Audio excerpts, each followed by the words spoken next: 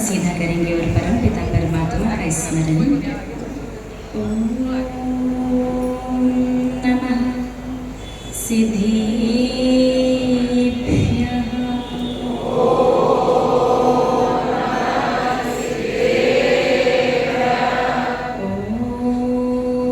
ओम नमः सिद्धेभ्यः।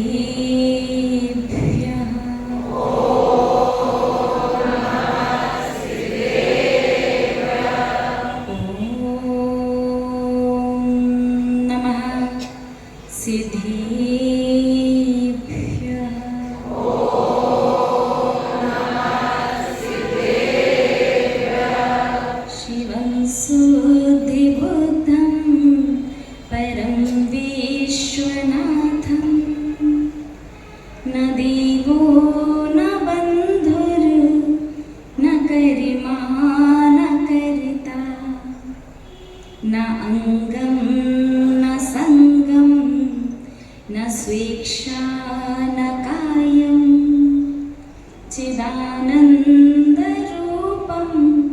नमो वीतरागं चिदानन्दरूपं नमो वीतरागं चिदानन्दरूपं नमो वीतरागं। जय बोलिए त्रकालवर्ती त्रैलोक्य पूज्य विश्वाराध्य पंच परमेश्वरी भगवान की आदि विधाता आदि तीर्थंकर वृषभदेव श्री आदिनाथ भगवान की श्री धर्मनाथ भगवान की मूलनायक विराजमान घोर कंठोपसर्ग जय श्री चिंतामणि पार्श्वनाथ भगवान की विश्व वंदनीय भगवान महावीर स्वामी की परम गुरु परम पिता परमात्मा 1008 श्री सिमंदर स्वामी भगवान की 20वीं सदी के प्रथमाचार्य मुनिकुल पितामह धर्म साम्राज्य नायक चारित्र चक्रवर्ती आचार्य भगवंत श्री शांति सागर जी मुनिराज की रत्नत्रयधारी तपोधन श्रेष्ठ परम श्रद्धेय परम पूजनीय मम शिक्षा दीक्षा गुरु गणनीय हरिका श्री सौम्यनंदिनी माता जी की अहिंसा प्रधान श्रीमद जैन धर्म की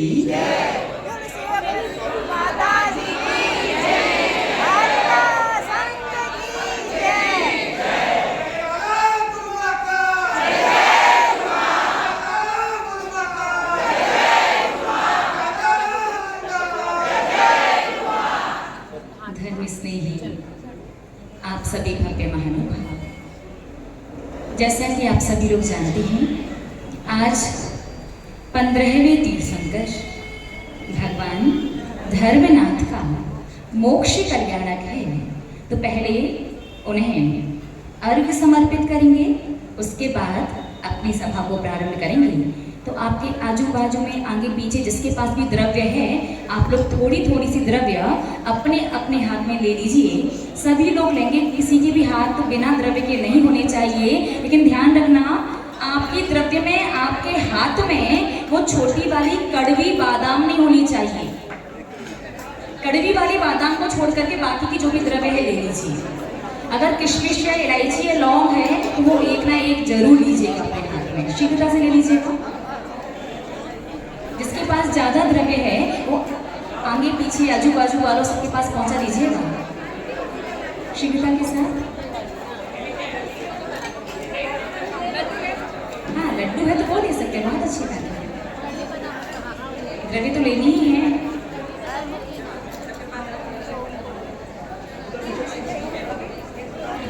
सभी के पास आ गई।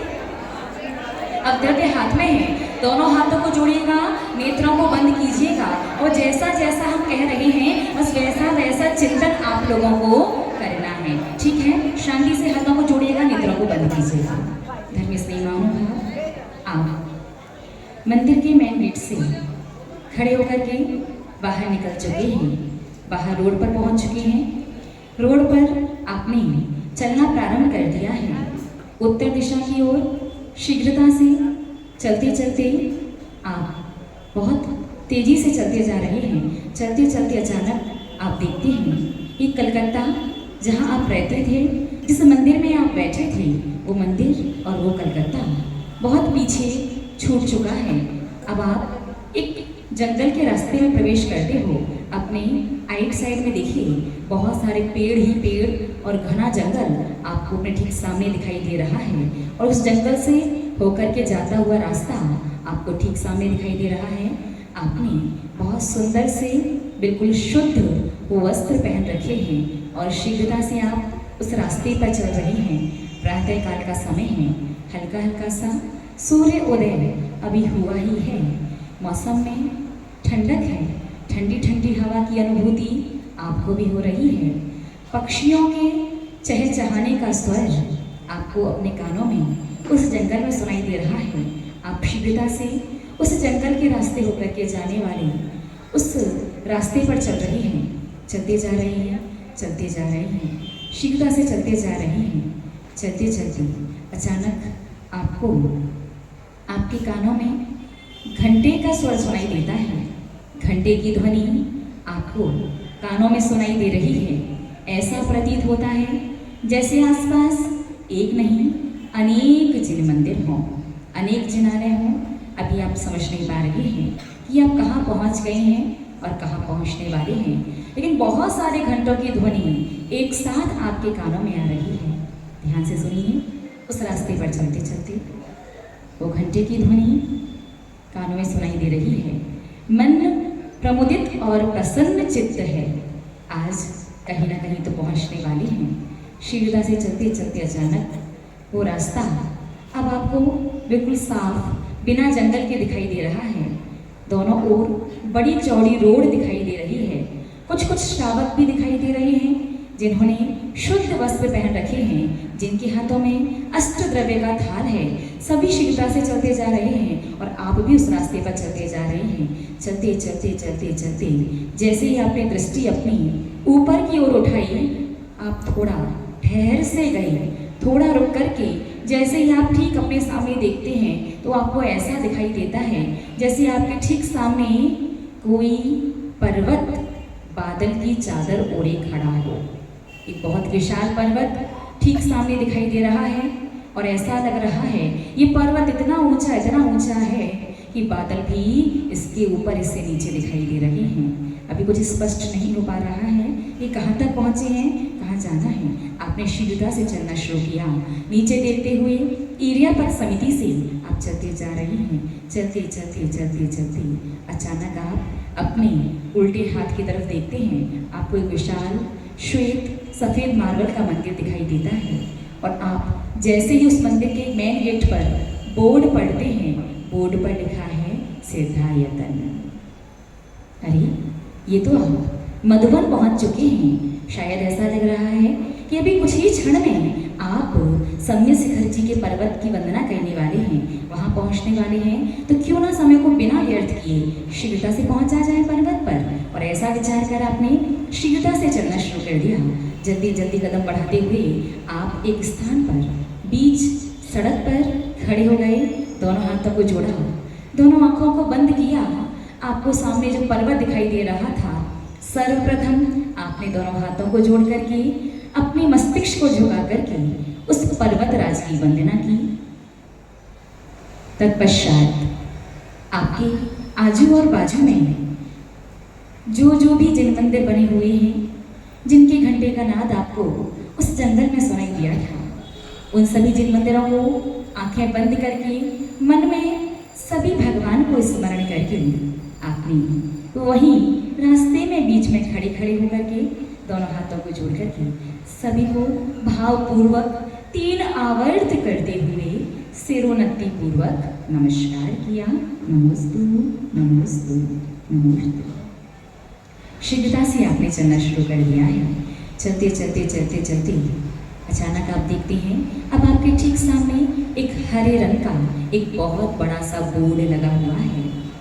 आप समझ गए ये बोर्ड संकेत है पर्वत राज के प्रारंभ का। आपने खुशी से, प्रसन्नता से, प्रमुदित मन से आपके ठीक सामने जो सीढ़ियां दिखाई दे रही हैं, उस पहली सीढ़ी पर खड़े होकर के सर्वप्रथम 9 बार णमोकार मंत्र पढ़ा।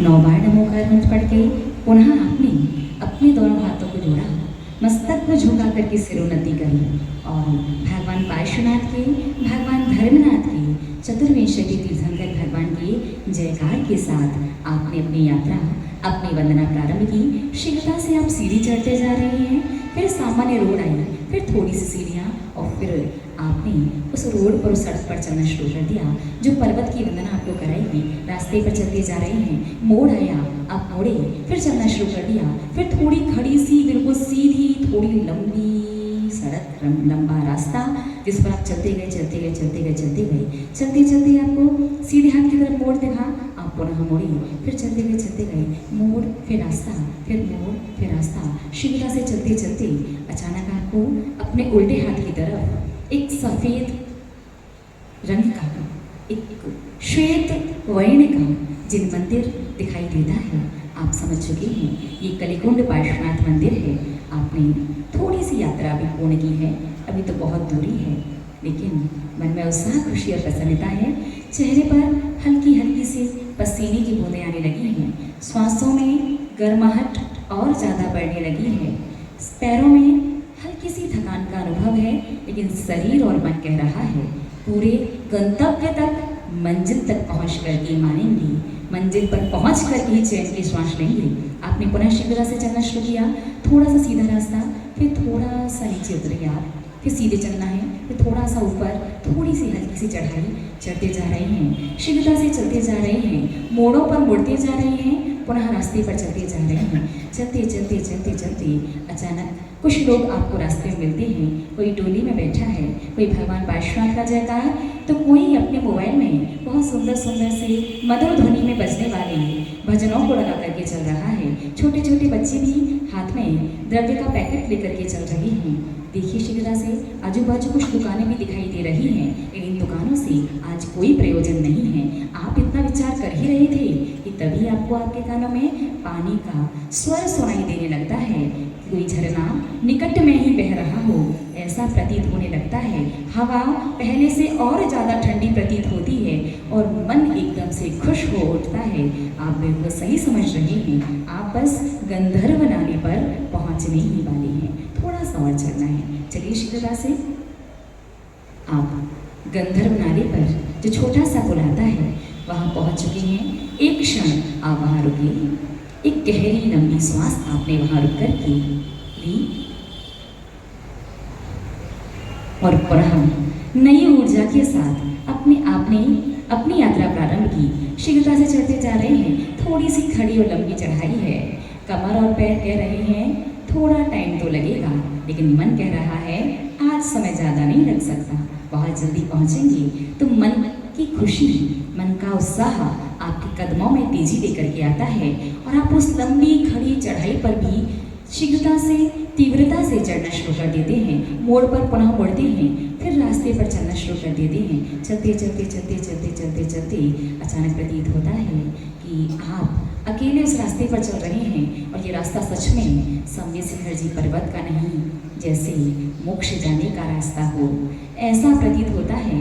जैसे जब आगामी आने वाले समय में आप मोक्ष जाने के लिए तैयार होंगे तो शायद इस पर्वत पर एक टॉक आपकी भी होगी, इस पर्वत से शायद आप भी मोक्ष जाएंगे। ये खुशी मन में तो है, भावना भी पूरी है कि प्रभु परमात्मा वो दिन शीघ्र आए कि मैं भी आपकी तरह इस पर्वत से हमेशा हमेशा के लिए संसार से मुक्त हो जाऊं, सिद्ध शिला पर बस जाऊं, ये पहले आपके निकट पहुंच जाऊं। शीघ्रता से चलना शुरू किया, चलते चलते चलते चलते पुनः मोड़ आया, फिर मुड़े, फिर रास्ता आया, फिर पुनः चलना शुरू किया और चलते चलते कुछ सीढ़ियाँ आई, सीढ़ियाँ जैसे ही चढ़ना शुरू किया, फिर रास्ता, फिर सीढ़ियाँ, फिर रास्ता, फिर सीढ़ियाँ।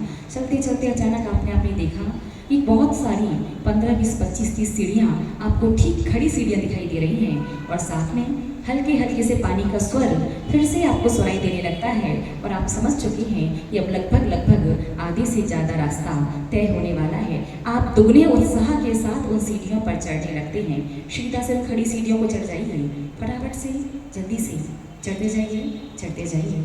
चढ़ते चढ़ते आपने सीढ़ियाँ पूरी चढ़ ली, ऊपर पहुँच चुके हैं और अब आप बिल्कुल निकट पहुँचने वाले हैं। सही समझिए, ये शीतल नाला है।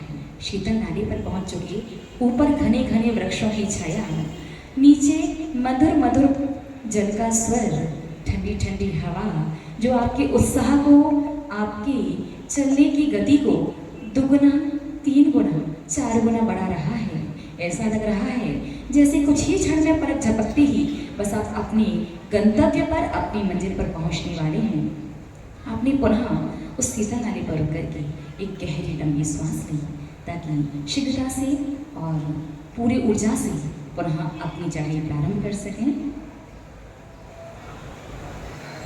आपने ठीक सामने देखा, सीढ़ियाँ प्रारंभ हो चुकी हैं। आपने चढ़ना शुरू किया, सीढ़ियाँ, फिर रास्ता, फिर सीढ़ियाँ सीढ़ियाँ सीढ़ियाँ, फिर थोड़ा सा रास्ता, सीढ़ियाँ, रास्ता, मोड़ आया, पुनः मुड़ गए, फिर सीढ़ियाँ, फिर रास्ता। इस प्रकार शीघ्रता से आप चलते जा रहे हैं, चलते जा रहे हैं। जय पार्श्वनाथ, जय पार्श्वनाथ, जय पार्श्वनाथ बोलते जा रहे हैं और चलते चलते चलते चलते अचानक आपके कदम ठहर से जाते हैं। चेहरे पर एक मुस्कान बिखर जाती है, दोनों हाथ स्वतः जुड़ जाते हैं। बिल्कुल ठीक, आप अपने सीधे हाथ की ओर देखिए ध्यान से। एक रास्ता जाता हुआ दिखाई दे रहा है। उस रास्ते को नहीं, थोड़ा सा दृष्टि अपने उल्टे हाथ की तरफ ऊपर की ओर उठाइए। आपको जिन मंदिर, शिखर और घंटे का नाद पुनः सुनाई देता है। चौपड़ा कुंड का जिन मंदिर भगवान पार्श्वनाथ का। आपने उस रास्ते पर खड़े होकर के दोनों हाथों को जोड़ करके, सिर को झुका करके भगवान पार्श्वनाथ की वहीं से वंदना की। और थोड़ी सी जल्दी है ऊपर पहुंचने की, इसीलिए वो वहीं से वंदना करके पुनः आप उल्टे हाथ की ओर से गौतम गंधर की टॉप पर जाने वाले रास्ते की ओर मुड़ी। सीढ़ियों पर चढ़ना शुरू किया, फिर समतल रास्ता, फिर सीढ़ियाँ, फिर समतल रास्ता, फिर मोड़, फिर सीढ़ियाँ, फिर समतल रास्ता। ध्यान से देखिए, चढ़ते जाइए, चढ़ते जाइए, चढ़ते चढ़ते चढ़ते चढ़ते अचानक आप देखते हैं कि आपके कानों में जय जयकार का बड़ा ही सुख सूचक शुभ स्वर सुनाई दे रहा है। न जाने कितने कितने लोग भगवान के दर्शन कर रहे हैं। आज कितने भक्त इस पर्वत की वंदना करने उमड़े हैं। सभी चाहते हैं उनका पाप धुले, उन्हें भी मोक्ष मिले। इसी भावना से सब पर्वत की वंदना कर रहे हैं। उसमें एक आप भी हैं। तो आप शीघ्रता से चलते चलते फटाफट जैसे पहुँचे, आपके कदम ठहर गए। चेहरे पर मुस्कान, आँखों में खुशी के अश्रु, पूरे शरीर पर थोड़े से पसीने की और थकान की बूंदें हैं, लेकिन मन प्रसन्न। जैसे ही आपने सीधे हाथ की ओर देखा, गौतम गंधर की टॉप, उल्टे हाथ की ओर देखा तो भगवान कुंथुनाथ की टॉप, दूर कहीं वो दृष्टि की तो बड़ी दूर बादलों के बीच चंद्रप्रभु भगवान, एक दूसरी ओर की तो अभिनंदन भगवान, और गौतम गंधर के पीछे दूर तक दृष्टि फैलाई। टोके हैं टोके और कहीं दूर सुदूर ऐसा लग रहा है बादलों से भी ऊपर बिल्कुल सिद्ध लोक के पास में ही पहुंच गए हों। ऐसे भगवान पार्श्वनाथ का स्वर्ण भद्रकूट आपको वहीं से दिखाई दिया। सर्वप्रथम आपने अपने दोनों हाथों को जोड़ा और गोल गोल घूमते हुए सभी टॉपों की वहाँ से मोक्ष पधारी, सभी तीर्थंकरों की और सभी अनंतानंत मुनिराजों की जो वहाँ से मोक्ष गए हैं, हाथ को जोड़ करके गोल गोल घूमते हुए 3 बार शिरोन्नति, 3 बार आवर्त करते हुए शिरोन्नति पूर्वक सभी को वहाँ से नमस्कार किया। नमोस्तु भगवान, नमोस्तु भगवान, नमोस्तु भगवान। गौतम गंधर टॉप की, सभी टॉप की पर्वतराज की वंदना करके शीघ्रता से आपके कदम गौतम गंधर की टॉप के पीछे की ओर चल दिए। आप 2, 4, 6, 8, 9, 10, 11, 12, 13, 14, बस 15वें कदम में तो आप भगवान धर्मनाथ की सुदत्त वरकूट पर पहुंच चुके हैं। कुछ सीढ़ियां हैं, बस जल्दी से चढ़ जाइए। जैसी सीढ़ियां चढ़ी, एक बड़ी सीढ़ी दिखाई दी जिस पर आप खड़े हो गए। ठीक सामने श्याम वर्ण के आपको चरण युगल दिखाई दे रहे हैं। हाथों को जोड़ करके मंगल में जय जयकार के नाद से सिर को झुका करके आपने उन चरणों की वंदना की। जय बोले धर्मनाथ भगवान की जय, धर्मनाथ भगवान की जय, धर्मनाथ भगवान की जय। नमोस्तु भगवान, नमोस्तु भगवान, नमोस्तु भगवान। शीघ्रता से 2, 3, 4, 5 कदम चढ़ के आप 4-5 कदम चल के ही उन चरणों के निकट पहुंच गए। चेहरे पर प्रसन्नता आज आपके देखने लायक है।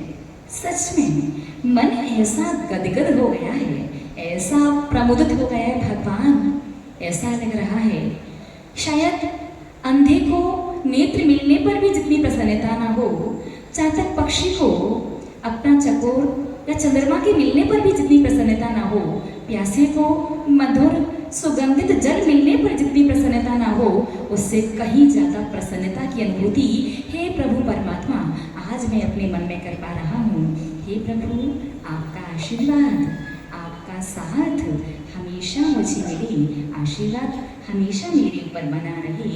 भगवान, आज मैं आपकी वंदना करने आया हूँ क्योंकि आज ज्येष्ठ शुक्ल चतुर्थी का दिन है और आज ही के दिन प्रातः काल की वेला में आपने इस पर्वत राज से, इस कूट से खड़गासन अवस्था में मोक्ष प्राप्त किया। हमेशा हमेशा के लिए आप सिद्ध लोक में विराजमान हो गए थे। आपके दोनों हाथ जोड़े हैं, दृष्टि नेत्रों पर है, दृष्टि चरणों पर है। चरणों को देखते हुए पुनः सिर को झुका करके जैसे ही आपने अपने दोनों हाथों को खोला और खोलते के साथ आपके दोनों हाथ में एक बहुत बड़ी सोने की रत्न जड़ित थाली आ चुकी है और उस थाली में ध्यान से देखिए, देखते देखते आपको इतनी सारी बहुत सारी द्रव्य, बहुत बड़ी थाल, बहुत सारी द्रव्य और द्रव्य ऐसी कि देख करके ही चढ़ाने का मन कर जाए। बड़े ही सुंदर से बड़े बड़े चावल अक्षत भी हैं, पुष्प भी हैं। देखिए ध्यान से, स्वर्णमयी रत्न जड़ित 2 कलश भी हैं जिनमें जल और चंदन है। ध्यान से देखिएगा, नैवेद्य लाडू भी रखा हुआ है और ध्यान से देखते जाइए, रत्नों का जगमग जलता हुआ दीपक भी दिखाई दे रहा है। उसी में एक धूप घट भी रखा है जिसमें आपने थोड़ी सी धूप खेली और सुगंध उस धूप घट में से उठ रही है। ध्यान से देखिए, एक बहुत बड़ा श्रीफल, इतना बड़ा श्रीफल जितना बड़ा जीवन में कभी आपने ना देखा हो, वो श्रीफल भी उस थाली में रखा हुआ है और ऐसे पर्वत जैसा ढेर लगा हो, इतनी सारी ढेर लगी हुई वो द्रव्य उस थाल में आ गई है। दोनों हाथों में वो द्रव्य, सामने आपके ठीक भगवान धर्मनाथ के चरण और आज भगवान धर्मनाथ का कल्याणक उनकी कूट। तो वहाँ पर भगवान के चरणों में मंगलमय भावों के साथ आप लाडू समर्पित कर रही हैं। धर्मनाथ भगवान का सुदत्त वर कूट है जी, मन वचन कर पूजो शिखर समेत यजी। ओम ह्रीं श्री धर्मनाथ जिनेन्द्राय। ज्येष्ठ शुक्ला चतुर्थी के दिन समेत शिखर पर्वत के सुदत्त वर कूट स्थान से खड़गासन अवस्था में मोक्ष पधारे, तिनके चरणारविंद को मेरा मन वचन काया से अत्यंत भक्ति भाव से सिर को झुकाते हुए बारंबार नमस्कार हो। इदं जलम गंधम अक्षतम पुष्पम नैवेद्यम दीपम धूपम फलम अर्घ्यम निर्वपामिति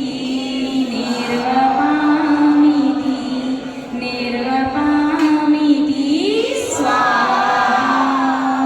जो श्री धर्मनाथ भगवान की, धर्मनाथ भगवान की, धर्मनाथ भगवान की, भगवान के मोक्ष कल्याणक महोत्सव की।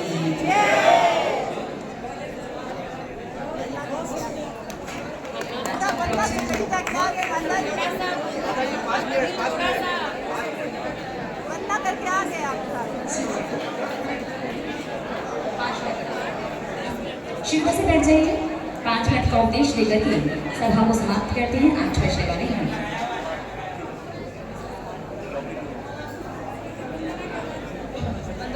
हाँ, आपके चेहरे की प्रसन्नता दिखाई दे रही। ईमानदारी बताना, कितने लोग चौपड़ा कुंड पर उगाली थे। फिर ठीक है, पक्का ना? पक्का गाड़ू चढ़ा के आए हैं? ठीक है। धर्म स्नेही महानुभाव, जैसा कि आप सभी लोग जानते हैं कि कल शुद्ध पंचमी का पावन पर्व है। यूं तो प्रतिवर्ष शुद्ध पंचमी पर्व आता है और आप लोग अति उत्साह, श्रद्धा और भक्ति के साथ इस पर्व को मनाते भी हैं। लेकिन कल कुछ विशेष होने वाला है। विशेष क्या होगा? हमें लगता है वैसे आप बहुत अच्छे से जानते होंगे और मनाते भी होंगे, लेकिन एक्चुअली में वास्तविकता में शुद्ध पंचमी पर्व मनाया कैसे जाता है, मनाना कैसे चाहिए, ये आपको कल पता चलेगा। आप हमें बस 2-3 बातें बता दीजिए। पहली, आपके जिन मंदिर में सचखंडागम ग्रंथ है क्या? सचखंडागम ग्रंथ है, ठीक है। ग्रंथराज सचखंडागम जी आपके जिन मंदिर में है, महानुभाव साक्षात प्रभु परमात्मा को स्पर्श करने का अवसर तो सौधर्म इंद्र और गणधर परमेष्ठियों को भी नहीं मिला करता। प्रभु परमात्मा की प्रतिमा स्पर्श करने का अवसर सामान्य मनुष्यों को भी मिल जाया करता है। ये कहीं ना कहीं स्त्री वर्ग इस सौभाग्य और पुण्य से वंचित रह जाती हैं। लेकिन सच में अगर आप संसार के अनादिकालीन दुखों से अब शीघ्र छूटना चाहते हो, आप चाहते हो कि आज वर्तमान में साक्षात प्रभु परमात्मा हमारे बीच में नहीं है, लेकिन माँ जिनवाणी हमारे बीच में है और पूरे जीवन पर्यंत हमें मृत्यु के अंतिम क्षण तक, इस जीवन के अंतिम क्षण तक माँ जिनवाणी का सहारा, उनका आसरा हमें मिले, उनका मार्गदर्शन हमें मिले, उनका आशीर्वाद हमें मिले, हमारा ये जीवन धन्य हो जाए, सफल हो जाए और अंत में प्रभु परमात्मा के स्मरण के साथ ही हमारी अंतिम श्वास इस शरीर से निकले, हमारा मरण सुमरण हो जाए और इस भव के बाद सुगति की प्राप्ति हो और वहां से आकर के चतुर्थ काल पुरुष पर्याय और जिन दीक्षा लेकर के हम हमेशा हमेशा के लिए इस अनादिकालीन दुखमय संसार से मुक्त हो जाएं। तो शुद्ध पंचमी के दिन विशेष रूप से 2 कार्य किए जाते हैं। पहला, जिनवाणी की पालकी निकाली जाती है और दूसरा श्रुताभिषेक किया जाता है। तो आपके यहाँ वो द्वादशांग जिनवाणी रूप चांदी की जिनवाणी है क्या? दर्शन में नहीं है? चलो कोई बात नहीं, इस पंचमी पर नहीं है। प्रयास कीजिएगा कि अगले शुद्ध पंचमी तक आ जाए। वो एक जिनवाणी होती है। यद्यपि सचखंडागम ग्रंथ का लेखन कल के दिन शुद्ध पंचमी वाले दिन पूर्ण हुआ था, लेकिन पूरा सचखंडागम आपके जिन मंदिर में शायद अवेलेबल नहीं होगा। उसकी धवला टीका की 39 पुस्तकें भी आपके जिन मंदिर में शायद ना हो और उतना सारा लेकर के एक साथ निकलना, पूरी विनय कर पाना संभव नहीं होता।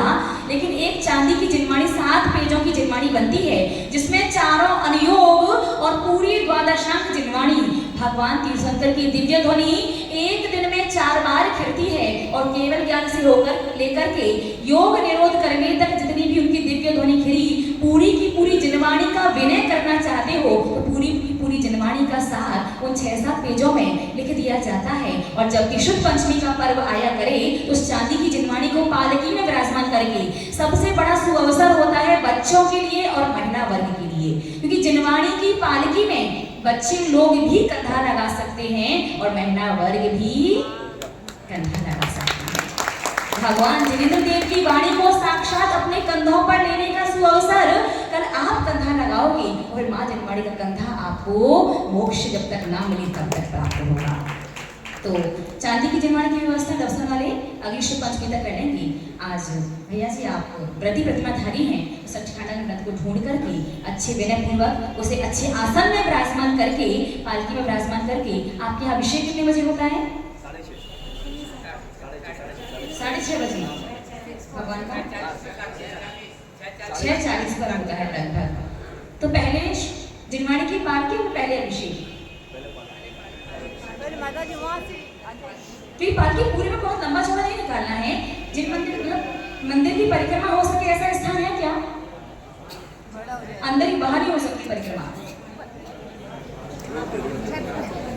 तो पालकी के मंदिर के अंदर निकालनी है। आपने बारात भी ऐसे ही किया था क्या? घर के घर में घोड़ा ले आओ और अंदर से निकालो। बारात तो पूरे बाहर से निकाल करके अच्छे से लेकर के गए थे और भगवान की पालकी वो अंदर के अंदर निकालेंगे। बाहर से रास्ता है।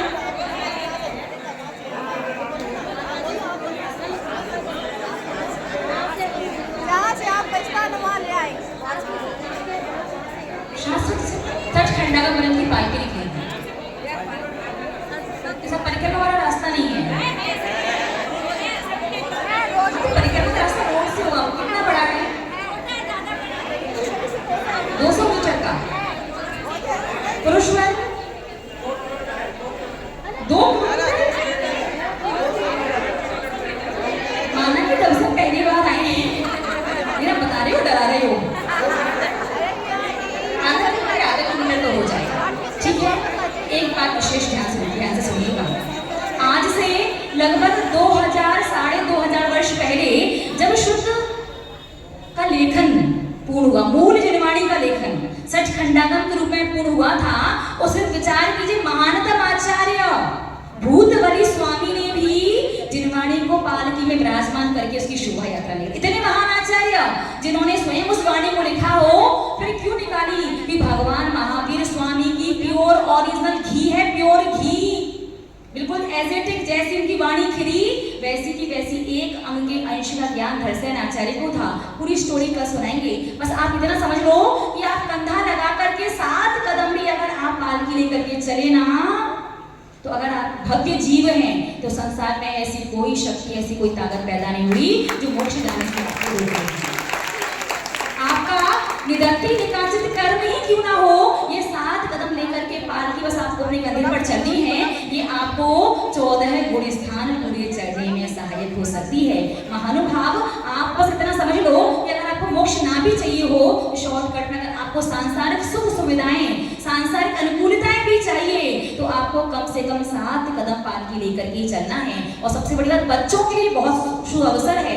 आपका छोटा सा कोई बच्चा है ना, उसे भी आप लेकर के सोने के कपड़े पहना करके लेकर के आ सकते हैं। छोटे बच्चे ने हगीज ना पहन रखा हो, इसका ध्यान रखें। अगर वो नहीं पहन रखा है तो ही आप पालकी में 1 सेकंड में कंधा लगाओ और वापस कर लो, ज्यादा देर लगा करके नहीं रखना है। कल प्रयास करना कि समाज के छोटे बच्चे से लेकर के 80, 90, 100 साल का बुजुर्ग भी यदि समाज में है, अगर वो अपने पैरों पर 1 कदम भी चल पा रहा है, जरा सा हल्का सा कंधा कल जिनवाणी की पालकी में जरूर लगाए। तो कल सर्वप्रथम 6:15 बजे 6 बजे एक बात बताइए, आप लोग आएंगे तो सब आर्य का संग ही रहेगा? ऐसा तो माता जी को ले आए, माता जी भगवान जी आपके, जिनवाणी माँ भी आपकी और आप भी भगवान जी को, तो आप देखो आपका काम जाने। अच्छा हम आपके, फिर तो आप लोग आएंगी है ना? ऐसा तो नहीं कि आज प्रेजेंट कर एब्सेंट? अरे वाह, इतना बड़ा सोशल, और शायद पहली बार पालकी निकलेगी क्या? तो मजा हो गया। वो निकली थी तो कल सचखंडा ग्रंथ को भैया जी सम्मान, वो ग्रंथ है सचखंडा प्रसन्न सागर जी के समय, प्रसन्न सागर महाराज के समय में पूरा जुलूस निकला था सचखंडा ये श्लोक में। अरे वाह, क्या बात है। अभिषेक की बात है। तो जिनवाणी का अभिषेक कैसे किया? चांदी की जिनवाणी तो अब क्या है, ऊपर से प्रसन्न सागर महाराज के समय में। हाँ चलो, वो तो परिस्थिति का मार्ग था। तो आप लोग आज से ऐसा ही करना, शीशे के सामने खड़े हो जाना और शावर को शीशे पर ऑन कर देना, समझ गए? वो परिस्थिति था, देखो महाराज जी ने परिस्थिति का मार्ग निकाला था ताकि आप चांदी की जिनवाणी बनवा लो और उस जिनवाणी का भव्यता से अभिषेक करो। लेकिन आपने कहा ये बढ़िया बात बताया महाराज जी ने, जिनवाणी विराजमान करो, सामने देख के उसका जल डाल के अभिषेक कर लो। शुद्धाभिषेक अपन करेंगे तो गंगा से करेंगे, ठीक है। यंत्र जो होते हैं वो जिनवाणी का प्रतीक है। यंत्र जी को विराजमान करके पुरुष वर्ग यंत्र जी का अभिषेक अलग से कर लेगा। तो जिनवाणी की शोभा यात्रा ठीक 6 बजे, 6 का मतलब डबसन वालों में कितना बजे होता है?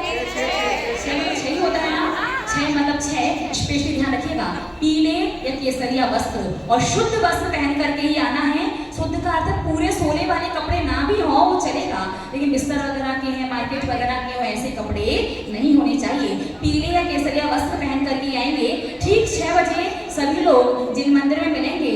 आर्य का संघ भी ठीक 6 बजे जिन मंदिर से आ जाएगा। यहाँ से जिनवाणी की शोभा यात्रा पालकी में सब रास्ते में आएंगे। तो आप पालकी लेके कहाँ वहाँ पहुँच जाएंगे क्या? रास्ते रास्ता वही है क्या? चलो हम कहाँ मिलेंगे बाद में बता देंगे। आपको कहाँ मिलना तो आप देखिए। सभी को सर्वप्रथम जिन मंदिर पहुंचना है। और एक और सबसे विशेष बात, कल सभी अपने अपने घर से एक दीपक की थाल और एक द्रव्य अर्घ, अपने अपने घर से सभी एक अर्घ की थाल और एक दीपक की थाल सजा करके लेकर के आएंगे। अब अर्घ का क्या करेंगे और दीपक का क्या होगा, क्या कहानी है, क्या विधि है, ये आपको कल पता चलेगा। तो ठीक 6 बजे सभी को शुद्ध वस्त्रों में जिनवाणी की पालकी के लिए यहाँ पर समय पर पहुँचना है और सभी को अपना कंधा लगा करके जिनवाणी की शोभा यात्रा भव्यता से निकालते हुए पुनः जिन मंदिर वापस पहुँचेंगे। श्री जी का अभिषेक, तत्पश्चात श्रुताभिषेक, जो यंत्री जी हैं वो भी जिनवाणी का प्रतीक है, उनका अभिषेक, उसके बाद जिनवाणी का मंगलमय व्याख्यान और शुद्ध पंचमी पर्व को आप लोग कल पर्व की तरह मनाएंगे। अपना बर्थडे तो त्योहार की तरह मनाते हो, माँ जिनवाणी का पर्व हाँ ठीक है ना। इसीलिए जिनका विशेष ज्ञानावली का उनको पता चल रहा है। आप किसी भी फील्ड में कुछ भी कर, संसार में जी रहे हो, श्वास ले रहे हो, तो कल आपको आना है, बस इतना समझिएगा। और जो नहीं आया भाई उसका यही मान करके चलना पड़ेगा कि निश्चित रूप से तीव्र अशुभ कर्म का उसका उदय रहा कि माँ जिनवाणी को जो गंधा ना दे सका। तो कल आप पुण्यात्मा है या फिर बोलिए ना दूसरे कौन से जीव हैं, इसका सर्टिफिकेट कल आपको मिल जाएगा, कल पता चल जाएगा। तो मिलते हैं कल ठीक 6 बजे जिन मंदिर में। तब तक कीजिए बड़ी परम श्रद्धेय परम पूजनीय मम शिक्षा दीक्षा गुरु गणनीय श्री स्वामी नंदिनी माता जी की माता जी बक्तामर जी लिखा हुआ है, बक्तामर जी प्रथम जिनवाणी लिखी गई थी सचखंडागम ही चलेगा। सचखंडागम वो ग्रंथ जिसे सामान्य श्रावकों सामान्य वस्त्रों में स्पर्श करने का भी अधिकारी नहीं है। सचखंडागम वो ग्रंथ कि पुरुष वर्ग जिसे सिर्फ सोने के कपड़े में छू सकते हैं, बिना व्रती प्रतिमाधारी बने जिस ग्रंथ को पढ़ा ना जा सके, उसे ग्रंथराज की कल आप शोभा यात्रा निकालने वाले हैं। अपने कंधे का सहारा देकर के आप पूरी यात्रा पूरी पालकी निकालेंगे, पुण्यात्मा करेंगे। तो वक्त का कर बताएंगे कहाँ तक कैसे। चांदी का बक्तांबर जी ने चांदी की जिनवाणी बननी है और ज्यादा दिक्कत नहीं आती। 7 पेजों की जिनवाणी होती है और एक पेज 200 से 250 ग्राम का होता है। 7 परिवार कोई भी आगे आकर के 250-250 ग्राम चांदी देगी तो जिनवाणी बन करके तैयार हो जाएगी। बक्तांबर जी ने चांदी की द्वादशांक जिनवाणी का पूरा सार जिसके अंदर आ जाए, भगवान की वाणी जितनी खींचती हो वाणी पूरी इसमें समाहित हो जाए संक्षिप्त में, तो कोई भी 7 परिवार मिलकर के अच्छे से बनवा करके विराजमान करें। व्यवस्था पर कौन है वो भैया संचालन करेंगे? औरंगाबाद मुर्शिदाबाद से दूसरे जो भैया है अपने 7 परिवार के नाम लिख कर